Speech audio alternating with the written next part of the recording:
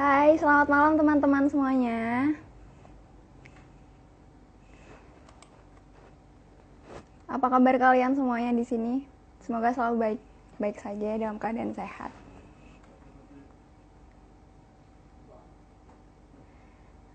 Oke, sambil nunggu ini yang nonton banyak, kita basa-basi sebentar ya. Kalian pada dari mana sih kalau boleh tahu? Halo Kak, iya halo. Kalian pada dari mana ya? Ya, selamat malam.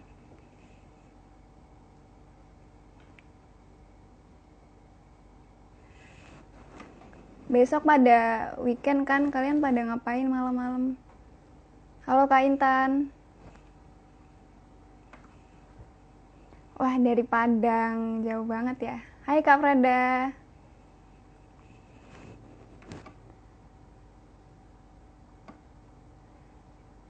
Kak Alvania, Kak. Dari Surabaya lah, kita sama dong.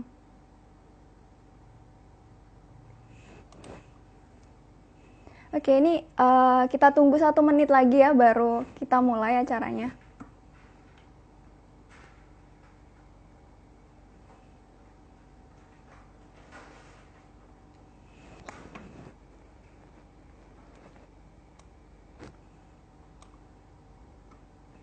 Kak Anggun dari Sidoarjo. Hai Kak Anggun, gimana kabarnya?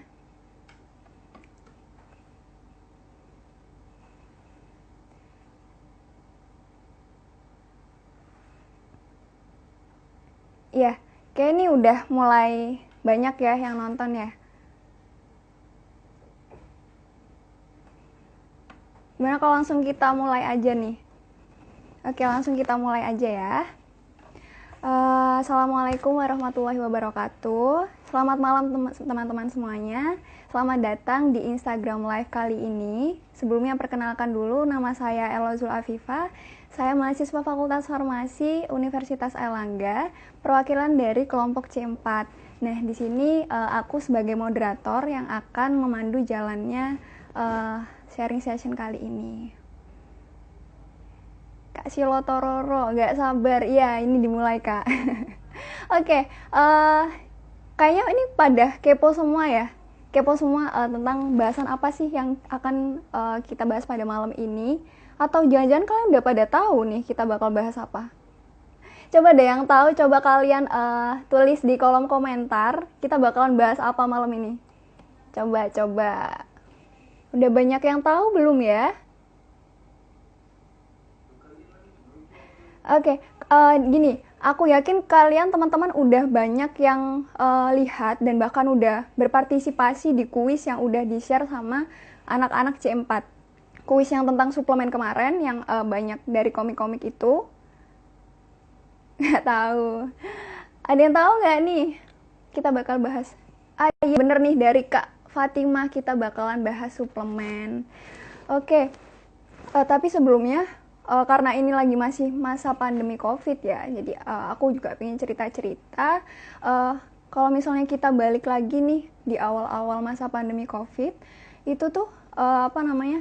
Aku inget banget waktu itu tanggal 2 Maret, itu awal-awal kasus awal ada 2 orang dari Indonesia yang tertular virus karena dia berinteraksi dengan orang Jepang. Nah, akhirnya Maret, April, kemudian meningkat terus, dan semakin meningkatnya itu ternyata banyak banget berita-berita yang pada sebar-sebarin tentang COVID. Semua isi berita tuh COVID semua. Kalau misal kalian pernah lihat berita-berita tentang COVID apapun, kalian bisa komen di bawah berita apa yang kalian lihat ya. Kalau aku sendiri, kapan aku ya di notice, ya udah, kalau aku ya dari berita itu aku paling banyak lihat masyarakat yang panik buying, teman-teman. Bentar, kayak enak juga kalau aku kasih bukti ya teman-teman. Bentar, ini teman-teman, kalian bisa lihat di layar ya, ini berita dari bbc.com. Virus corona panic buying terjadi di 6 kota besar. Ini bukti dari tidak ada kebijakan yang solid di seluruh kementerian dan Pemda. Nah, kalau misal kita balik lagi nih, sebenarnya peran dari selama virus corona ini nggak cuman kita limpahkan kepada menteri doang. Jadi kita sebagai masyarakat juga harus pinter-pinter tahu nih tentang sepenting apa sih suplemen itu pas dikonsumsi selama COVID. Kemudian ada lagi pembelian vitamin C dan masker di apotek Batam meningkat, pertanda panic buying. Terus ada banyak diborong stok vitamin dan suplemen menipis. Nah, oke. Kalau misal tadi nih kasus-kasus yang kita lihat nggak cuman suplemen aja ternyata teman-teman, masker, terus ternyata tadi detol gitu kan, detol antiseptik. Jadi emang selama PSBB dan perubahan ke new normal itu memang kita diwajibkan untuk memakai masker, kemudian selalu mencuci tangan dengan benar. Kalau misalnya ada air mengalir ya udah kita pakai antiseptik itu. Nah ini sebenarnya dengan meningkatnya penggunaan suplemen ini teman-teman, yang dikhawatirkan itu ada berita-berita juga yang peredaran suplemen itu ternyata nggak sesuai sama regulasi. Nah, jadi dengan penggunaan suplemen itu yang meningkat, ternyata di samping itu juga banyak berita suplemen itu yang beredar nggak sesuai sama regulasi itu. Nah, justru itu yang membuat meresahkan masyarakat teman-teman. Nah, jadi di sini aku mau share lagi teman-teman. Kalau kita lihat nih di sini, hati-hati ada obat virus corona dijual di toko online. Obat virus corona. Nah, padahal kita tahu nih kalau misalnya obat virus corona ini obatnya cuma satu, yaitu vaksin. Sementara kita tahu bahwa selama hampir setahun ini vaksin belum diedarkan. Lanjut, vitamin C bisa jadi pengobatan melawan virus. Nah, kalau misal kalian nanti bakalan dengerin nih materi-materi, kalian bakalan tahu batasan-batasan apa yang bisa kalian tahu bahwa suplemen itu ternyata bekerjanya nggak sampai pengobatan. Kemudian ada lagi Avavit suplemen mencegah virus corona dan bakteri jahat. Nah, ini sebenarnya yang salah dari klaimnya teman-teman. Nah, jadi kalau misal kita lihat nih dari banyaknya iklan-iklan seperti itu tuh, klaim-klaim yang memang tidak sesuai, itu takutnya akan meningkatkan daya minat masyarakat untuk membeli, tapi dengan cara yang salah. Nah, itu kan justru yang malah bahaya ya teman-teman. Jadi seharusnya kita tuh tahu apa sih suplemen itu supaya kita tetap aman dalam mengonsumsi suplemen. Nah, maka dari itu teman-teman, di sini kelompok C4 bakalan bahas tentang bijak dalam mengonsumsi suplemen pandemi COVID. Oke, kalian pada sabar nggak nih? Langsung aja nih ya, kita mulai nih. Oh ya, di sini Elok nggak bakal sendirian dong tentunya ya. Kita di sini bakalan ngobrol bareng dua pemateri yang ganteng dan cantik dari kelompok C4. Udah siap belum nih? Oke, langsung aja nih kita panggil ya. Udah pada request belum ya pemateri? Bentar, sambil nunggu ini nih pemateri kita.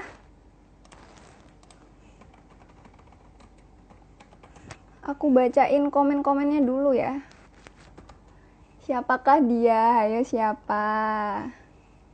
Gua mau tahu ya. Oke. Sebentar.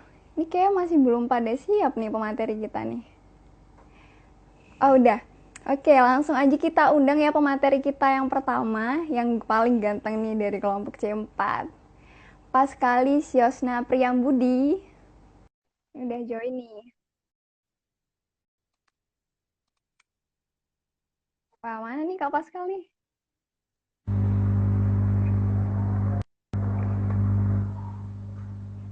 Hai Kak Paskal. Hai, halo, hai teman-teman. Selamat malam Kak Paskal. Oke, nggak cuman Paskal aja kan tadi aku udah bilang dua pemateri. Nih yang satunya nggak kalah menarik nih. Yang cantik banget. Ntar aku undang dulu. Yang ini yang kedua adalah pemateri kita Aisyah Nabila Ramadanti.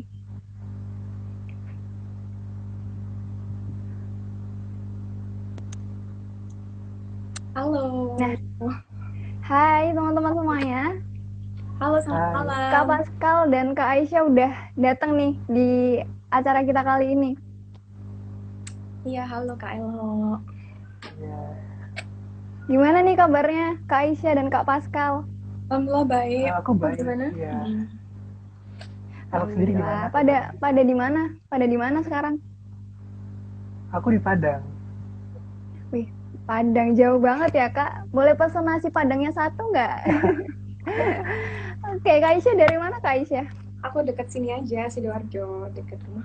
Wah, deket banget. Ayo kita main Kak. Habis ini, Boleh. habis live. Enggak lah. Oke. Udah, nggak usah lama-lama ya kali ini. Basa-basinya langsung aja kita mulai ke materi ya. Boleh. Oke, jadi gini. Tadi aku juga udah paparin nih beberapa kasus selama masa pandemi COVID. Jadi beberapa pekan kemarin terbukti bahwa ada panic buying dari perilaku masyarakat. Nah, ini nih berarti kan membuktikan bahwa terjadi peningkatan pembelian dalam penggunaan suplemen ini selama sebelum dan saat pandemi ini. Intinya ada perubahan dan terjadi peningkatan. Berarti di sini kan bisa disimpulkan bahwa masyarakat sudah mulai peduli dengan status kesehatan dirinya. Nah, kalau boleh tahu nih, Kak Pascal, menurut Kak Pascal gimana ya? Apa sih hubungannya suplemen itu dengan COVID? Kenapa bisa terjadi panic buying seperti ini? Oh, baik-baik. Mungkin sebelum kita ke hubungan antara COVID dan suplemen, mungkin kita harus tahu dulu nih arti dari suplemen dan arti dari dan COVID itu apa gitu kan. Suplemen kesehatan tuh berdasarkan BPOM ya ini. Suplemen kesehatan merupakan produk yang dimaksudkan untuk melengkapi kebutuhan gizi, memelihara, meningkatkan, dan memperbaiki fungsi kesehatan. Nah, sehingga COVID ini hanya digunakan untuk memelihara, meningkatkan, dan memperbaiki fungsi kesehatan. Nah, terus COVID-19 itu kan benar-benar virus baru yang sampai sekarang treatment atau pengobatan dan vaksin sendiri belum diketahui. Jadi, satu-satunya cara untuk kita dapat terlindung dari COVID-19 adalah memiliki imun yang baik. Nah, suplemen tadi dapat digunakan untuk meningkatkan imun dan menjaga dan memperbaiki imun kita, sehingga hubungannya penggunaan suplemen digunakan untuk meningkatkan imun yang bisa melindungi kita dari COVID-19 seperti itu. Oke, jadi tadi udah dijelasin juga teman-teman sama Kak Pascal bahwa suplemen ini fungsinya adalah untuk memperbaiki serta meningkatkan fungsi kesehatan. Nah, terus ini nih, menurut Kak Pascal sendiri selama pandemi COVID ini kita perlu nggak sih mengonsumsi suplemen? Oh, kalau masalah perlu nggak perlu mungkin balik kepada teman masing-masing ya, itu merasa perlu atau enggak. Tapi mungkin alangkah baiknya jika kita mengonsumsi suplemen. Di samping untuk melengkapi kebutuhan gizi makanan kita juga dapat meningkatkan, memelihara dan meningkatkan sistem imun kita.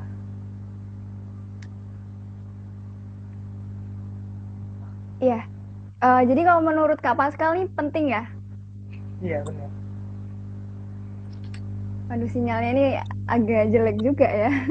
Oh, Oke, kalau Kak Pascal berarti mengonsumsi suplemen ya? iya benar sekali. Iya, kalau aku juga gitu sih teman-teman. Sebenarnya kalau misalnya aku sendiri nih, aku cerita ya, aku juga kalau misalnya lagi sibuk, aku juga biasanya mengonsumsi suplemen karena itu tadi aku juga tahu pentingnya selama COVID ini. Dan apa namanya, kalau misal teman-teman nih mengonsumsi suplemen, kalian bisa komen ya di sini di bawah. Kemudian Kak Pascal tadi kan juga udah dijelasin nih kalau misal suplemen tuh sebenarnya batasannya untuk meningkatkan dan memperbaiki sistem kesehatan tubuh. Tapi kalau tadi yang Elo paparin di awal banget tuh kan banyak nih orang-orang yang orang-orang yang menjual suplemen itu ternyata klaim-klaimnya itu ada yang sampai mencegah bahkan mengobati mengobati COVID. Hal itu bener nggak sih, Kak? Oh, tadi kalau kita balikin ke definisi yang sudah aku bilang tadi ya, kan suplemennya hanya untuk menjaga, memelihara, dan meningkatkan sistem imun. Jadi nggak bisa untuk mengobati.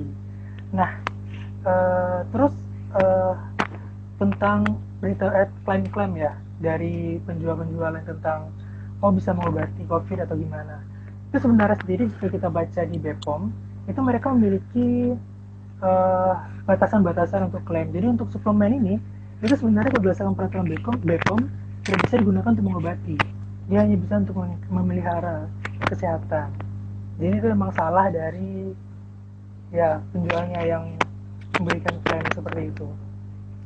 Oke, jadi emang yang tadi aku jelasin, yang aku tadi paparin, yang bilang klaimnya bahwa dia itu mencegah dan bahkan sampai mengobati, itu emang beneran salah ya. Jadi kurang Iya, itu tepat salah. ya kayak Benar Pascal. sekali. Oke, eh, oke tadi udah dijelasin tentang sama Kak Pascal tentang penting nggak sih menggunakan suplemen ini selama pandemi COVID. Eh, Oke, kemarin aku teman-teman Cempa juga udah share ini ya, kuis, beberapa kuis itu, dan langsung aja deh kayak kita bahas langsung ke kuis yang menyangkut sama bahasan sebelum ini ya. Oke, ntar aku back dulu. Nah ini nih, kemarin ada kuis ini, aku bacain soalnya dulu. Jadi ini ada jalan cerita kalau misalnya si siapa ya ini, pokoknya bilang kalau misalnya penggunaan suplemen itu penting, makanya beli suplemen. Terus soalnya adalah konsumsi suplemen saat pandemi gini perlu apa enggak sih? Ya, seperti yang aku udah dijelasin sama Kak Pascal tadi, bahwa konsumsi suplemen ini tergantung dari kita sendiri.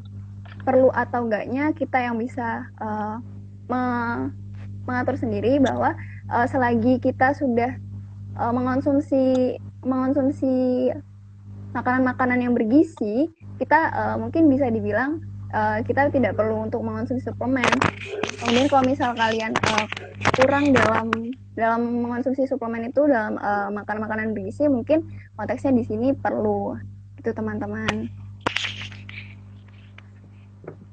Nah, oke, tadi kan udah dibahas tentang pentingnya mengonsumsi suplemen.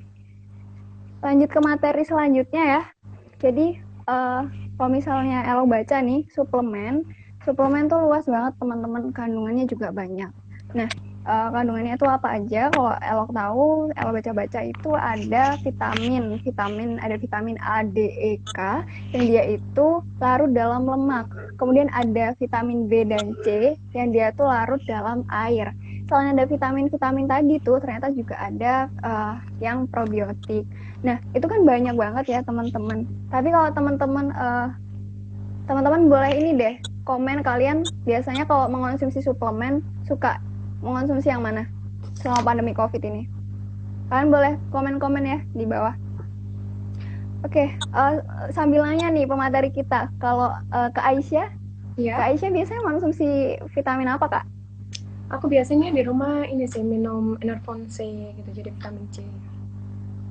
Oh, jadi vitamin C ya, Kak. Kalau misal Kak Pascal? Aku sama, Enervon C kayak Aisyah. Iya. Oke, kalau aku sendiri, aku lebih suka yang multivitamin, Kak. Jadi karena dia kandungannya kan banyak dalam satu tablet saja. Oke, aku baca dulu nih. Teman-teman kita ternyata juga banyak yang ini nih, vitamin C nih. Ya udah, kebetulan banget nih. Kita juga bakalan mau bahas lebih singkat, lebih khususnya lagi di suplemen, yaitu vitamin C.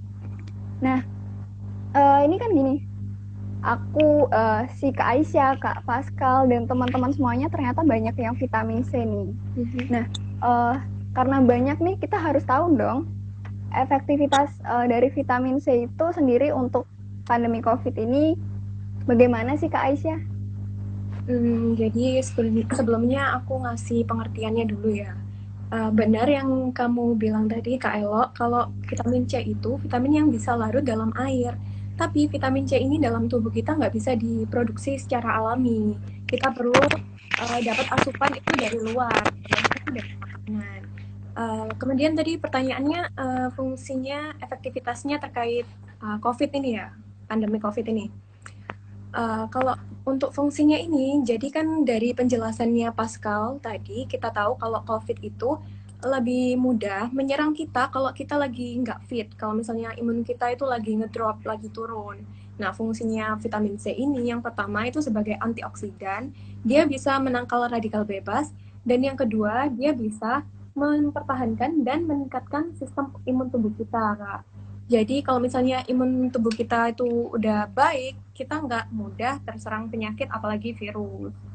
Kayak gitu. Oke, jadi seperti itu ya Kak. Jadi emang vitamin C itu banyak banget fungsinya. Selain dia itu melarut air, ternyata fungsinya dia bisa sebagai radikal bebas dan meningkatkan imun tubuh. Jadi memang cocok sekali untuk pandemi COVID ini. Dikonsumsi pas Nah, COVID. kemudian nih,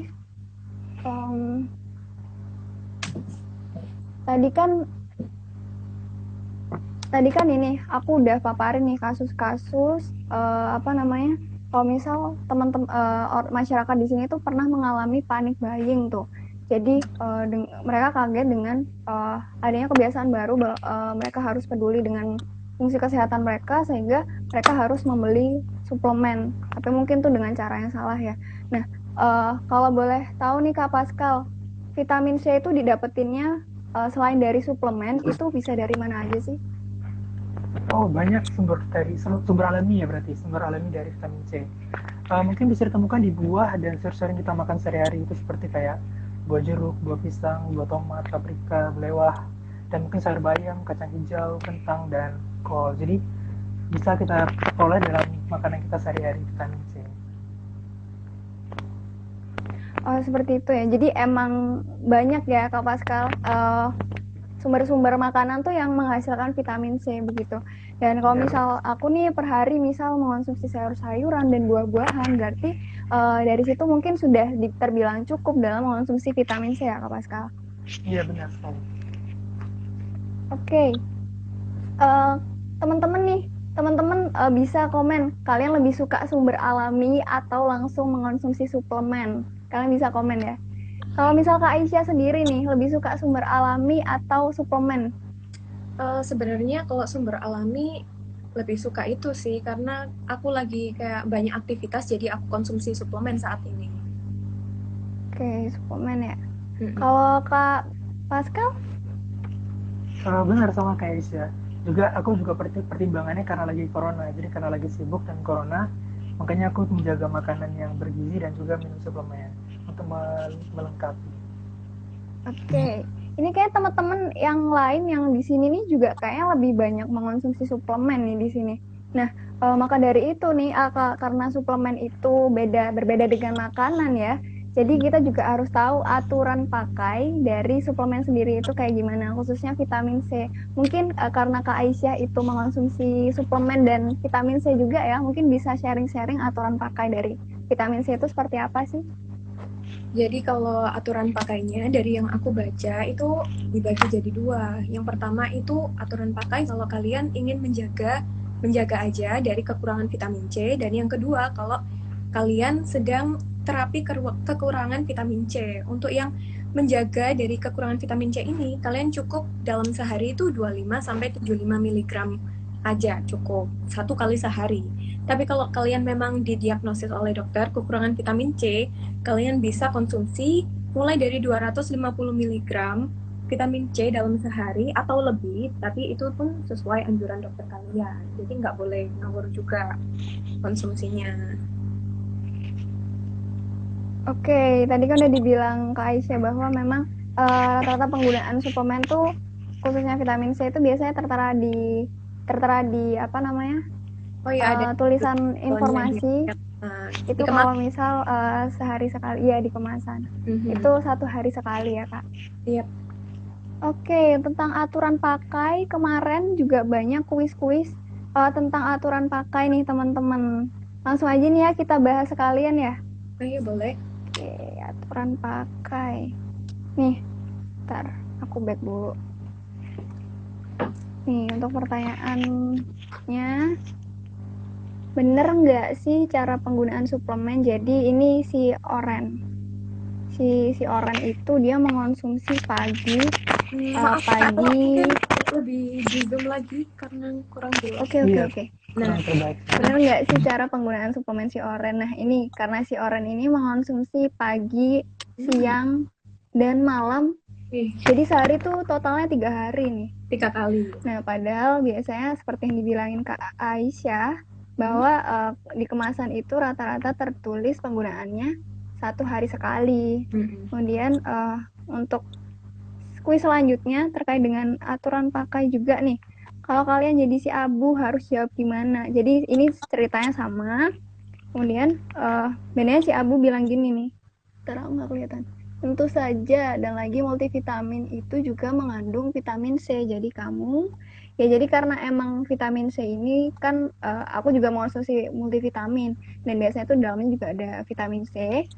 Jadi seharusnya karena ada double vitamin C, seharusnya kita nggak boleh minum double, ya sama aja nanti hasilnya sehari lebih dari 1 kali. Oke, untuk selanjutnya ini lagi masa pandemi COVID-19, baiknya aku minum vitamin C 500 mg tiap 3 kali sehari. Mungkin ini bisa dibantu sama Kak Pascal ya. Oh ini ya, tentang minum suplemen 3 kali sehari. 500 mg 3 kali sehari. Nah itu kan berarti dalam sehari minumnya 1500 ya, dan itu banyak sekali. Nah penggunaan suplemen itu ketika kita beli, kita harus baca di kemasannya. Di kemasan itu ada aturan pakai dan juga ada tujuan pemakaian. Jadi kalau teman-teman nanti mau beli suplemen, kalian harus benar-benar memperhatikan itu. Soalnya 1500 itu sangat mungkin membahayakan, malah bukan jadinya meningkatkan kesehatan, malah membahayakan. Nanti bakal dijelasin kok tentang efek sampingnya. Oke, Kak Pascal. Oke, lanjut aja ya, kita ke materi selanjutnya. Untuk selanjutnya ini. Oh ya, tadi Kak Pascal kan udah dijelasin nih sama Kak Aisyah bahwa bentar. Ada yang terlewat, teman-teman. Jadi gini, kalau perihal aturan pakai nih, biasanya kalau Elok lihat nih, kalau misalnya lo pergi ke Indomaret, itu banyak sekali pilihan dari vitamin C. Banyak sekali, dosisnya tuh juga beragam. Oh, mau kasih tahu juga deh. Nih, ada ini. Jadi kalau misalnya ke Indomaret, apotek tuh biasanya ditawarin ini. Ada CIP yang 50 mg, terus ada Blackmores yang dia tuh 500 mg, terus ini ada yang juga UC 1000 ini 1000 mg malah. Nah, kan ini dosisnya beragam ya. Kemudian lalu kita tuh harus pilih yang mana sih dengan beragamnya dosis seperti ini tuh? Mungkin Kak Pascal bisa bantu jawab ya. Oh ya, aku lagi. Nah, ini kan ada yang 50, 500, dan 1000 ya. Nah, mungkin untuk memilih yang terbaik bagi teman-teman itu sebenarnya tergantung dari kebutuhan teman-teman lagi. Jadi nggak bisa dibilang 50 lebih baik, 100 lebih baik, 500 lebih baik, 1000 lebih baik. Semua itu tergantung dari kebutuhan teman-teman. Nah, untuk mengetahui ke teman-teman itu kebutuhan gimana, teman-teman bisa baca, bukan mengetahui ya, menentukan yang cocok bagi kebutuhan teman-teman. Itu teman-teman bisa baca di kemasan. Jadi kemasan itu bakal ada tujuan pemakaiannya. Jadi teman-teman menyesuaikan tujuan pemakaiannya dengan efek yang ingin teman-teman dapatkan. Nah, oh iya, gitu.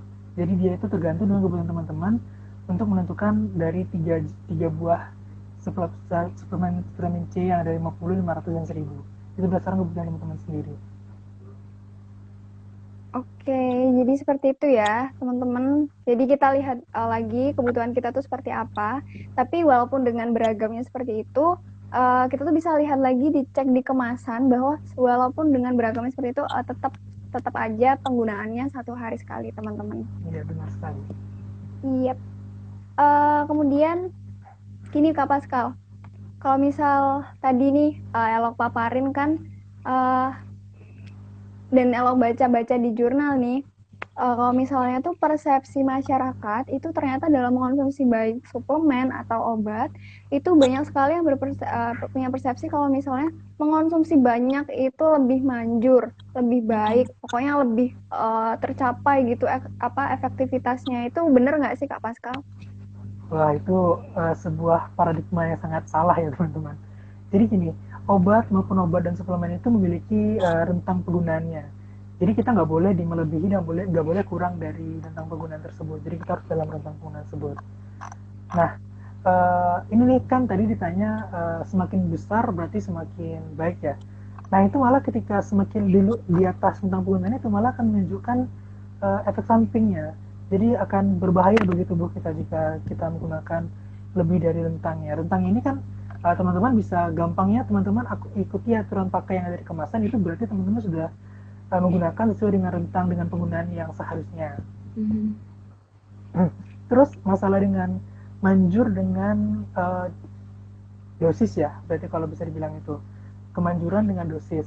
Nah itu sebenarnya nggak ada nggak ada korelasi. Jadi semakin besar semakin manjur itu nggak juga. Semua itu tergantung teman-teman. Jadi bukan berarti besar kemudian jadi manjur, enggak. Jadi harus dalam rentang terapinya supaya manjur itu.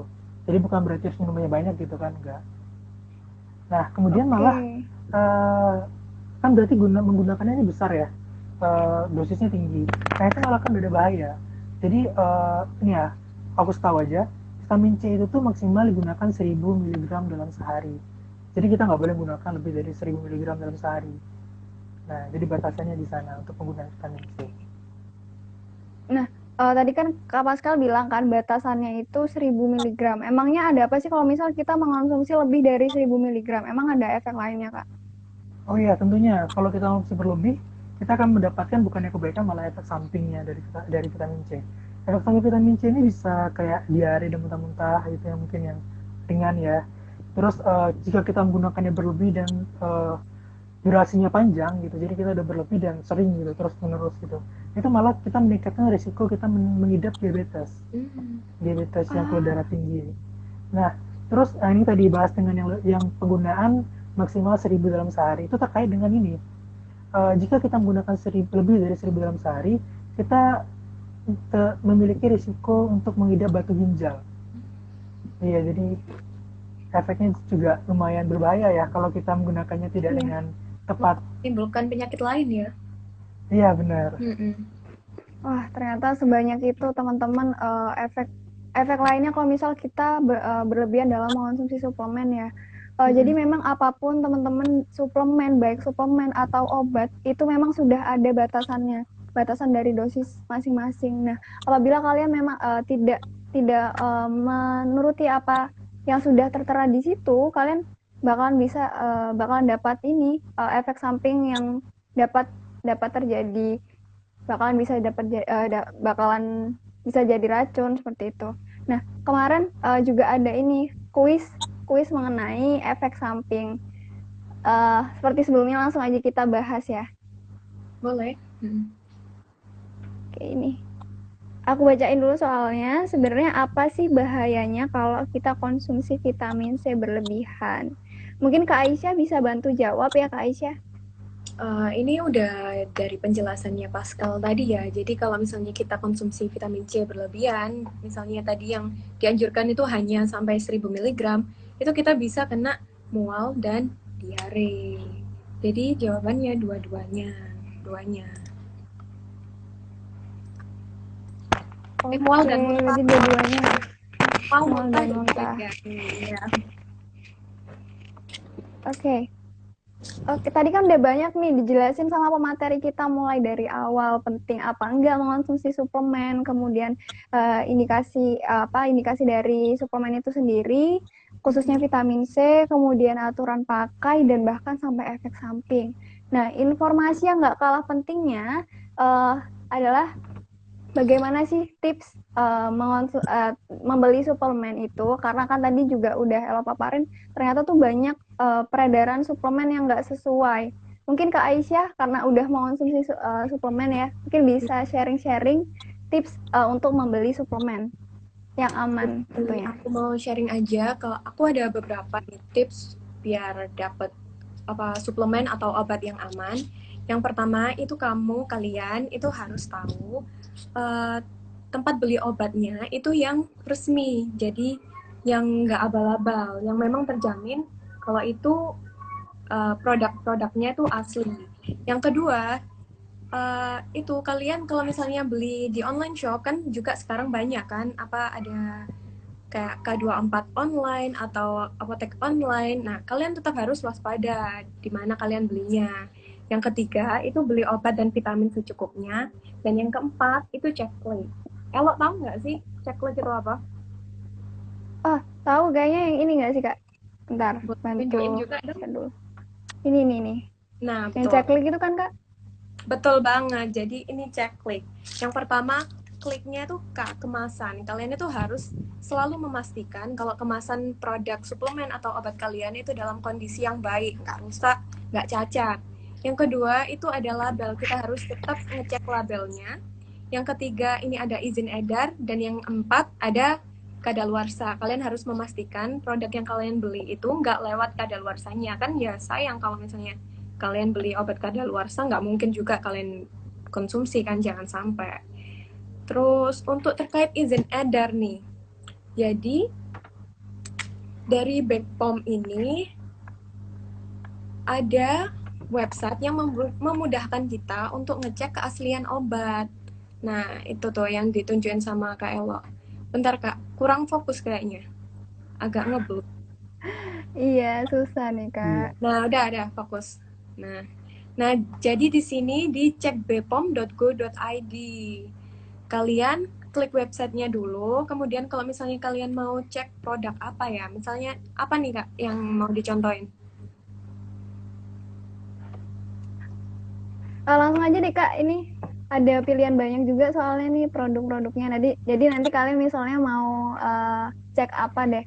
Oh iya. Produk-produk misal IP. Nah, ini kalian juga bisa ngeblur, pencet Kak. ini.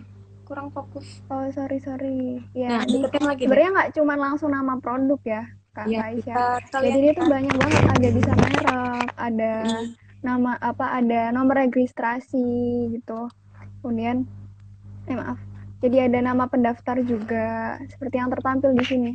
Kalau yang paling gampang sih mungkin kalau kalian tahu produknya, kalian bisa dari nama mereknya. Cuman kalau misalnya kalian pengen tahu, kalian beli online terus pengen ngecek keasliannya, kalian bisa cek dari nomor registrasinya. Jadi kalian cek nomor registrasi, terus kalian masukin tuh kodenya. Misalnya kalau suplemen kesehatan tuh awalannya SD 141 bla bla bla gitu.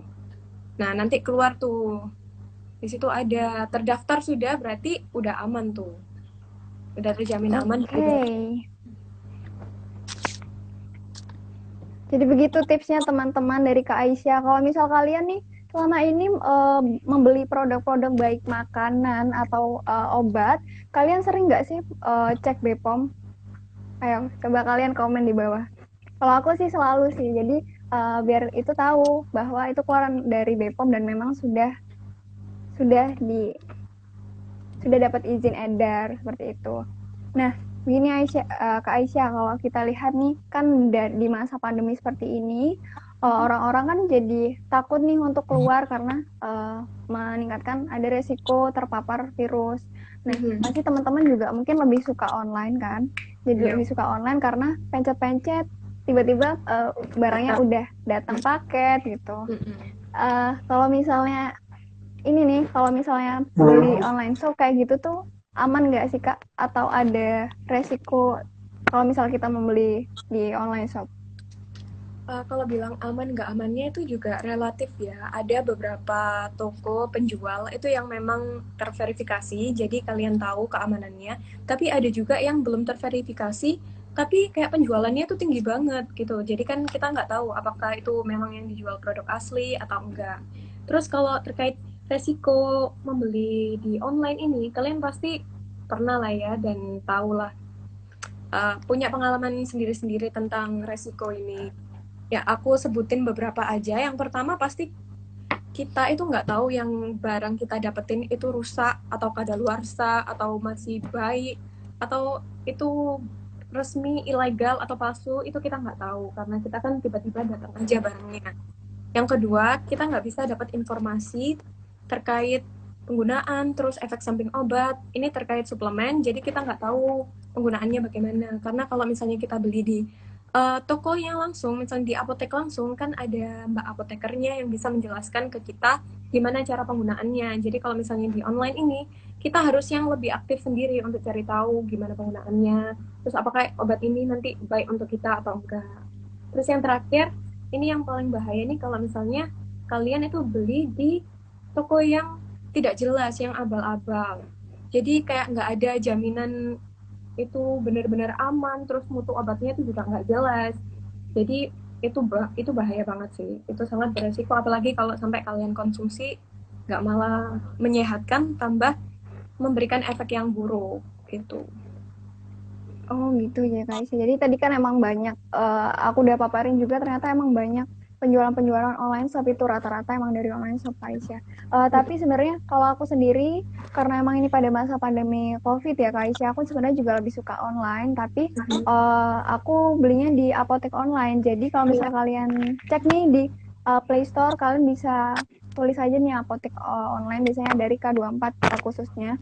Jadi di situ tuh memang aslinya tuh dari apotek ya, pasti sudah terjamin produk-produknya dari situ. Nah, selain itu biasanya kalau di K24 tuh biasanya, atau di yang lain ya, aplikasi lain tuh kalian juga bisa tanya-tanya langsung kepada apotekernya. Jadi kalian selain bisa beli langsung, tapi kalian juga nggak tertinggal dengan informasinya seperti itu. Oke, lanjut lagi. Tadi kan sudah dibahas mengenai tips membeli suplemen. Nah, kemarin dari kuis-kuisnya juga ada nih mengenai pembelian suplemen.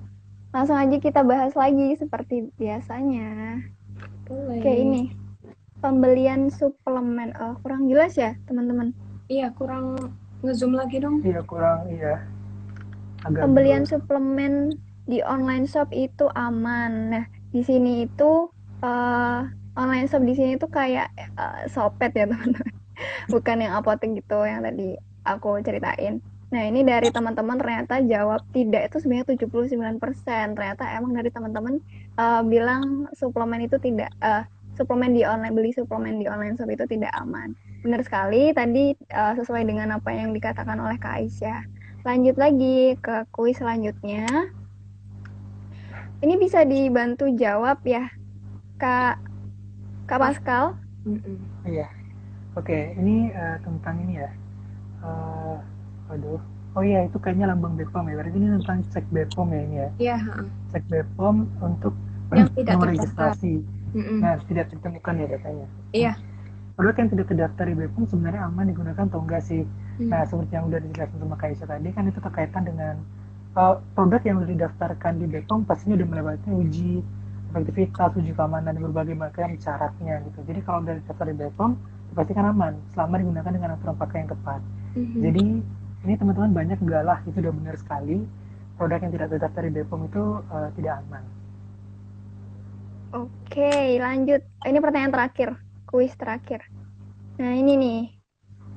Kayak ini aku lihat pertanyaan ini itu banyak yang salah dari teman-teman, Kak. Iya. Jadi mereka, oke, Kak Aisyah mungkin bisa bahas ya. Di kuis itu juga banyak yang jawab kurang tepat sih ini. Jadi mana yang termasuk produk itu? Teman-teman banyak yang jawab Immunoforte. Nah, kalian perlu tahu nih, teman-teman. Kalau sebenarnya dua produk ini itu berbeda dalam jenisnya. Jadi yang pertama Immunoforte ini merupakan obat herbal, dan yang Protecal ini suplemen kesehatan. Nah, kalau kalian mau ngecek bedanya jenis obat gini nih, kalian bisa cek lagi di cek BPOM itu tadi. Jadi yang suplemen ini yang Protecal ya. Oke. Ya, sepertinya sudah lama kita dari tadi ya, tadi kita udah berbicara banyak, bahas materi banyak dari A sampai Z.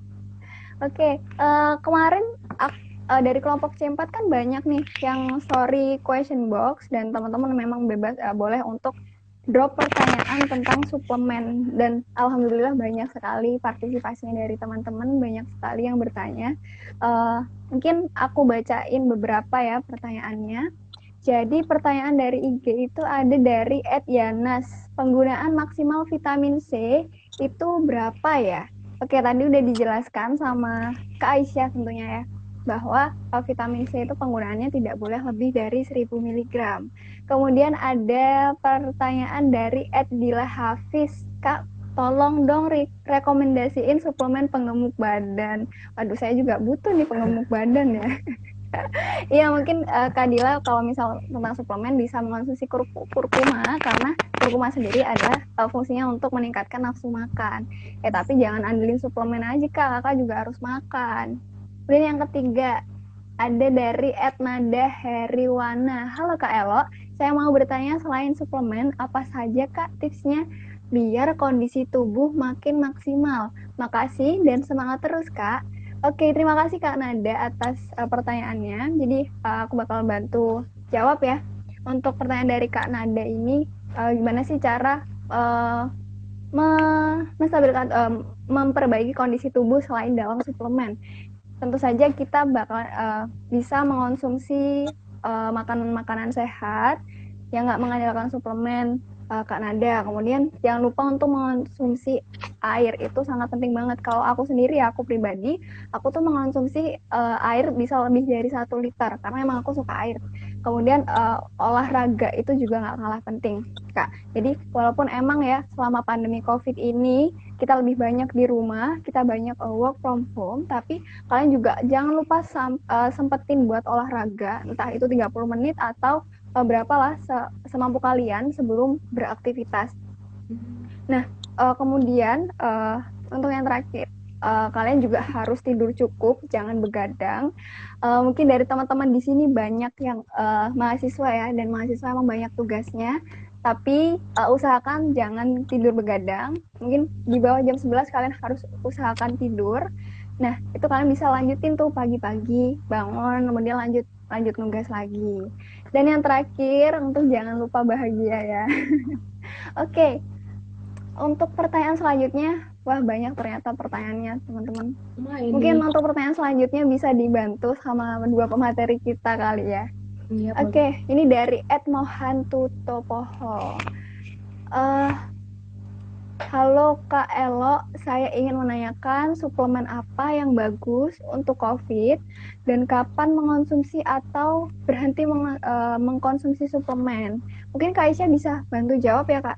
Oke, aku coba jawab ya. Jadi ini aku baca dari pedoman penggunaan herbal dan suplemen kesehatan dalam menghadapi COVID-19 di Indonesia. Ada beberapa suplemen yang bisa kalian konsumsi selain vitamin C. Ini ada vitamin D, vitamin E, yang juga untuk meningkatkan imun tubuh. Kemudian ada probiotik, zinc, dan selenium. Kalau yang probiotik ini gampang banget nih, kalian pasti suka minum Yakult. Nah, ini kalian bisa konsumsi itu. Kemudian untuk kapan mengkonsumsi atau berhenti, ini kembali lagi yang udah dijelasin sama Kak Pascal, ini tergantung kebutuhan kalian. Kalau misalnya kalian sedang merasa lelah, lagi ngedrop, lagi banyak aktivitas, terus perlu tambahan asupan, jadi kalian bisa konsumsi suplemen. Tapi kalau enggak, kalau kalian merasa cukup, nggak apa-apa, tidak perlu. Kemudian kalian jangan lupa loh ya, kalau vitamin C ini nggak hanya dari suplemen aja, kalian cukup makan makanan 4 sehat 5 sempurna aja itu udah cukup juga. Itu Kak Elo. Oke, terima kasih Kak Aisyah atas jawabannya. Kak Pascal mungkin bisa bantu jawab ya. Ini masih ada pertanyaan lagi nih Kak Pascal. Ada dari @INHTFRM 3 kali. Kak, lebih mantapan mana konsumsi vitamin B sama vitamin C atau salah satu? Kalau bareng minumnya bersamaan atau dipisah? Oh, oke. Vitamin C dan vitamin B kompleks adalah dua jenis vitamin yang berbeda dan memiliki fungsi yang berbeda juga. Nah, konsumsi keduanya itu secara bersamaan tidak akan saling mengganggu penyerapan, jadi dapat dikonsumsi secara bersamaan dan tidak menyebabkan efek samping, jadi tidak ada interaksi dari kedua vitamin ini. Oleh karena itu, jika teman-teman ingin mengonsumsi vitamin B dan vitamin C secara bersamaan itu boleh. Vitamin B kompleks ini fungsinya itu untuk membantu pembentukan energi, membantu pembentukan asam lemak, hormon, membantu mineral fungsi saraf, menjaga kesehatan kulit, dan untuk konsumsi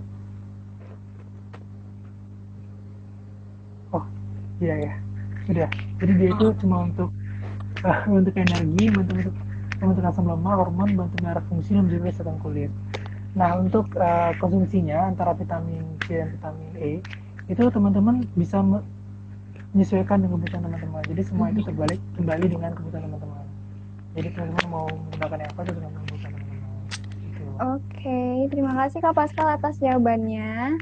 Em, aku bacain lagi deh, kasihan nih yang nggak kebagian jawaban nanti. Ini ada Tunggul Mirza. Jamu termasuk suplemen? Wah, bukan deh Kak. Jadi jamu dan suplemen itu adalah hal yang berbeda. Jadi jamu sendiri itu adalah termasuk obat tradisional, bisa obat tradisional. Nah, tadi kan juga udah dijelasin bahwa kalian tuh bisa membedakan obat-obat ini dengan cara melihat di BPOM. Tuh BPOM tuh udah paling banyak banget informasinya teman-teman. Terus ada dari Nabila Alfi, selain vitamin C, vitamin apa lagi ya Kak yang bagus buat imunitas tubuh? Wah, ini sama nih pertanyaannya ya, sama yang dijelaskan tadi kalau nggak salah Aisyah yang jelasin bahwa kita bisa mengonsumsi vitamin A, B, C, D, A, C, D, E atau bisa probiotik itu. Ya, banyak banget pertanyaannya. Ya udah, ini ya. Mungkin nggak akan aku bacain semuanya karena entah nanti mungkin bisa sampai subuh teman-teman. Jadi mungkin teman-teman yang bantu dari C4 ya bisa tulis link-linknya, link jawaban dari teman-teman yang lain. Mungkin bisa bantu share ya. Ya, sudah kok. Masih belum terlihat nih. Udah aku scroll, nanti bakalan di-upload linknya. Oh, ini nih, sama Kak Mareta ya? Iya. Sama Kak Mareta. Bentar, aku cari dulu, aku pin biar kalian mungkin mau cek nih. Tadi ketemu kok, hilang ya? Gak apa-apa, nanti juga di-upload kok. Di-upload ya, di Elo. Oke, ya udah. Kalian bisa cek ya, nanti di-upload di Instagram teman-teman C4. Oke, wah sudah banyak ya Kak. Teman-teman, kita udah jelasin mulai dari awal sampai akhir. Nah, ya ini adalah acara terakhir aku sebagai moderator. Ini, bentar, aku pin dulu dari Kak Mareta. Nah, udah keluar belum teman-teman? Udah aku pin. Oke. Kalau misal udah keluar ya udah kalian bisa cek di situ ya. Ya, mungkin udah di ujung acara, jadi aku bacain kesimpulan dulu dari pertemuan malam ini. Untuk kesimpulan pertama, suplemen adalah produk yang melengkapi kebutuhan gizi, memelihara, dan meningkatkan atau memperbaiki fungsi kesehatan. Nah, selama saat pandemi ini dibutuhkan karena COVID sendiri itu bisa tertular saat imun kita melemah. Tapi sebenarnya nggak cuma dari suplemen, kita juga bisa mengonsumsi dari sumber alami. Kemudian untuk kesimpulan yang kedua adalah kandungan dari suplemen itu sangat banyak, khususnya adalah vitamin C. Nah, vitamin C ini merupakan vitamin yang larut dalam air dan mempunyai fungsi sebagai antioksidan serta menjaga dan meningkatkan sistem imun tubuh. Kemudian selain dari suplemen vitamin C itu bisa didapatkan dari sumber alami. Nah, sumber alami itu bisa didapatkan dari jeruk, tomat, kemudian pisang, kentang, paprika, belewah, dan masih banyak lagi. Kemudian untuk aturan pakai, itu sesuai dengan yang ada di kemasan ya teman-teman. Biasanya rata-rata juga tertulisnya sehari itu sekali dengan dosis maksimal 1000 mg. Nah, untuk efek sampingnya ketika kita mengonsumsi lebih dari 1000 mg, yang bisa kita dapatkan adalah seperti diare, mual, muntah, penyakit batu ginjal, resiko diabetes, seperti itu. Nah, untuk yang terakhir, tips membeli suplemen seperti yang tadi disampaikan Kak Aisyah dengan checklist, yaitu K adalah kemasan. Jadi kita harus memastikan kemasan itu tidak rusak dan tetap dalam keadaan baik. Kemudian untuk L itu label, kalian harus melihat informasi-informasi dengan yang informatif itu. Kemudian untuk I izin edar yang tadi udah dijelaskan tutorial cara melihat dari BPOM. Dan yang terakhir K kadaluarsa, pastikan produk-produk yang kalian beli itu tidak melewati tanggal kadaluarsa seperti itu. Oh iya, mau sampaikan sesuatu nih. Kita dari C4 tadi kan kemarin itu udah udah share nih tentang kuis-kuis. Nah, itu kan ada beberapa yang komik-komik gitu tuh. Nah, itu kalau kalian mau tahu, itu adalah hasil dari teman-teman kita dari C4, kelompok C4. Kan membuat komik seperti itu. Nah, untuk lebih lengkapnya pasti kalian kepo nih cerita lengkapnya. Nah, itu tunggu aja ya. Besok kami dari kelompok C4 bakalan share cerita lengkapnya. Dan pastiin kalian harus cek karena emang ceritanya menarik dan informatif banget. Oke, kayaknya udah selesai ya. Oke, untuk saat ini terima kasih teman-teman semuanya yang sudah melihat, udah datang di Instagram kami, Instagram live kami. Kemudian terima kasih sudah mendengarkan kami sharing-sharing. Kemudian harapannya ketika kalian sudah mendengarkan sharing santai ini, kalian jadi lebih bijak dalam mengonsumsi suplemen. Jadi harapannya kalian dari suplemen itu bisa dapat bisa dapat dampak yang baik. Kemudian oke. Jangan lupa jaga kesehatan ya teman-teman ya, karena emang masa pandemi COVID kayak gini nih, protokol kesehatan memang tetap harus dijaga teman-teman. Walaupun udah hampir setahun, kalian tetap harus patuhi itu, pakai masker dimanapun, pakai masker sekarang udah jadi kewajiban.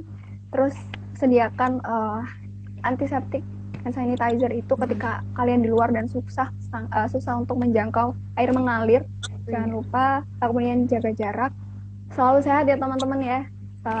Kami bertiga izin pamit, mohon maaf apabila ada kesalahan dalam kata. Terima kasih teman-teman. Wassalamualaikum warahmatullahi wabarakatuh. Waalaikumsalam warahmatullahi wabarakatuh.